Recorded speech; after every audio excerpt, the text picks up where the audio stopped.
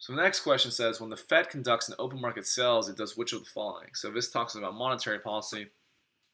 And so uh, we ought to think about what an open market sale is. And so an open market sale is when the Fed says, we're going to sell bonds, or to give bonds of people, which are basically pieces of paper or promises for future returns of money. And in exchange, people give the Fed money. And so what's really happening is money is transferring from the hands of the consumers, or transferring from money that is in circulation to money that the Fed now holds and doesn't use. And so that's going to end up reducing the money supply because it's taking money away from consumers and putting bonds in their hands instead.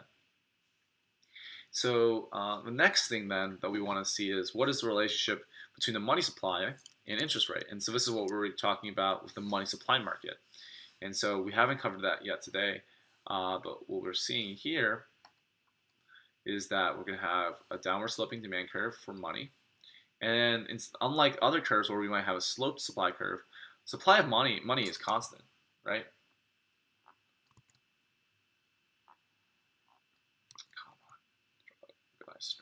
Yep. So this is the quantity of money. And it is not dependent on what we have on the y-axis, which is interest rates. It is fully controlled by certain things that the Fed does. And so if the Fed does something that decreases the money supply, like an open market sale, what are we going to see? We're going to see a leftward shift in the quantity of money, QM1, and we're going to have a new interest rate. So this old interest rate was IM, and this new interest rate is I1. And so that is going to increase the interest rate. And so we would find that if the Fed conducts an open market sale, the first thing that happens is a leftward shift in supply of money because the money supply is going down. And the second thing that happens is that as a result of that shift, we're going to find higher interest rates. And so 3 is going to be the best answer for the relationship we see on the money market graph. When the Fed conducts an open market sale, it reduces the money supply and raises interest rates. And so let's take a look at the previous tutor's answer. The previous tutor said that it reduces the money supply and raises interest rates, which is the case.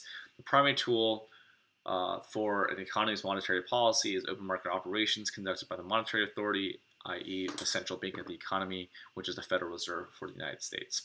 Federal Reserve conducts open market sales or purchases under its contractionary and expansionary monetary policy, respectively, to influence the money supply and subsequently the level of aggregate demand in the market.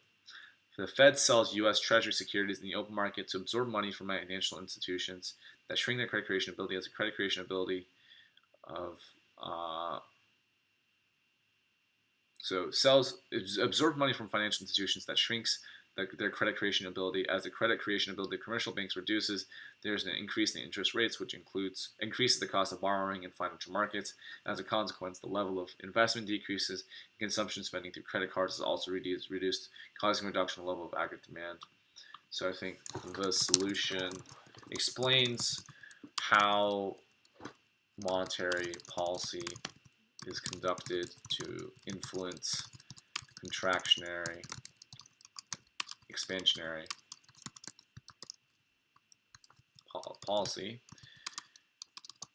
but could be more specific in describing the relationship asked for in the original question. When the Fed conducts an open market sale, they sell bonds to the public in exchange for the public's money. This, in effect, takes money out of circulation. On the money market graph, we would see a leftward shift in the supply of money and a new equilibrium, which results in a higher interest rate. That's why we would see that 3 would be the right answer. And so, a little typo here. But otherwise, I think this explanation is good in terms if you're trying to understand, how does the Fed go about influencing, the economy through open market sales, but this is kind of a front to tail explanation. We're really focusing on the front end of the of the explanation, which is what is the actual link. And I think I think this is a very conceptual explanation. I think it's really easy and important to understand the money market graph side of things. And if you can visualize these graphs, it just becomes so much easier to understand how to answer these questions. And so I wanted to add in a little bit to talk about being sure that people knew about this graph and how to interpret it. So we're going to call that correct.